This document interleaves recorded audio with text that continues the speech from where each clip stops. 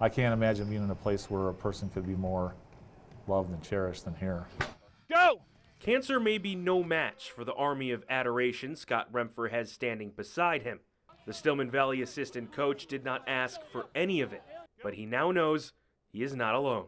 It's humbling more than anything else. You know, it's not the kind of attention you want, but I don't know how anyone can complain. If you muff it, jump on it. Come on, it's possession. Go. At the start of the season, Remfer was told by doctors that a tumor on the side of his face was cancer. The special ed teacher missed time for surgery and will miss more for radiation. Cardinals head coach Mike Lawler admires his determination. He's taking it straight on, and it's some of the worst news you can get, but he hasn't done the self-pity thing at all. He's just found a way to keep going every day and take this thing head on. In more than 20 years at Stillman, Remfer has made an impact on hundreds, if not thousands, of students, with many of them sending their love through the mail. And while he asks his current players not to use him as motivation, it's pretty difficult for them not to. He's impacted so many people that it's easy to get behind him and rally behind him because you want him to beat it. We really want to play for him at the same time, but I think he just doesn't want all that glamour and all that. I think he just wants us to play our game. He said, "Don't play for me," but I think we have to. You know, he put so much in this team. He's got us where we are now, and if we weren't playing for him, then I don't know what else I'd be playing for. And the support is not restricted to the Stillman sideline. Genoa Kingston assistant and former athletic director Jim Hughes has watched Remfer since grade school and says they are right there with the former Cog. Obviously, both Stillman and Genoa Kingston want to win that game. Before the game, coming together for Coach Remfer, we were all teammates joining him in his battle. On Friday, fans from both sides of the stadium will be sporting T-shirts with Remfer's motto, "I'm built for this," which he says has only grown stronger with time. However, Remfer cannot help but think how much more fortunate he is than others. I think about people that have to go through what I'm going through, and worse. They have to do it alone, and that really gets to me, because I'm not. Reporting in Stillman Valley for the 23 Sports Ticket, I'm Mike Buda.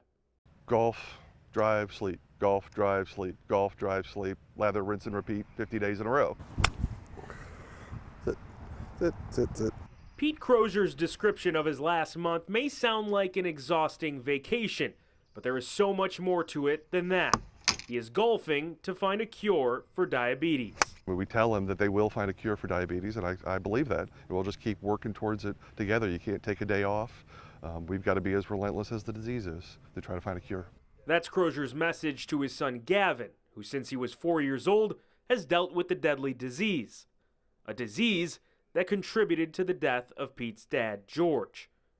That is the purpose of 50 for Father, where Crozier is traveling state by state with clubs in hand and raising money for diabetes research. I'm starting to feel a little bit maybe what he feels as a diabetic, the stress and anxiety and exhaustion and sleepless nights that he goes through every single day.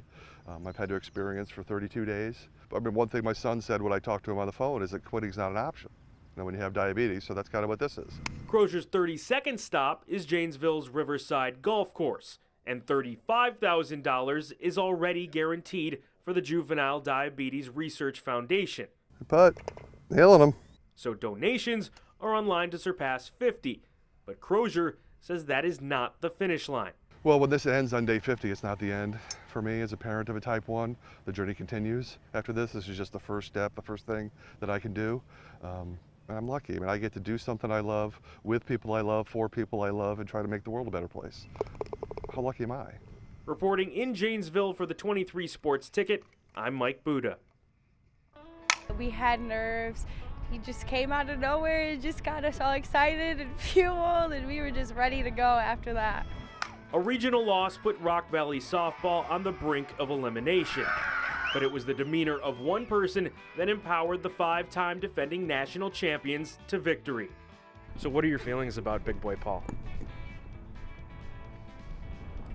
The jealousy is real for head coach Darren Monroe as he watches the true unsung hero of the 2019 season, Big Boy Paul. Since joining the team, RVC is a perfect 3-0 and on their way to history.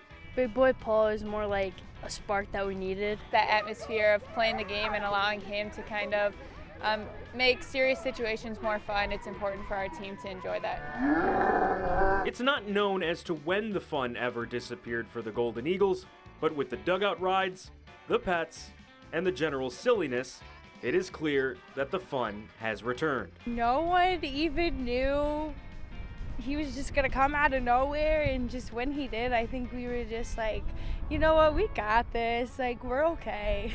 And against his better judgment, Monroe has even stepped aside to allow Big Boy Paul to take over RVC. And one more thing. Darren, just remind me one more time, what's your middle name? Paul. Just to allow him to be in our dugout each game and allow him to have a role on our team as if he was a player, I think is important as he fits in with us.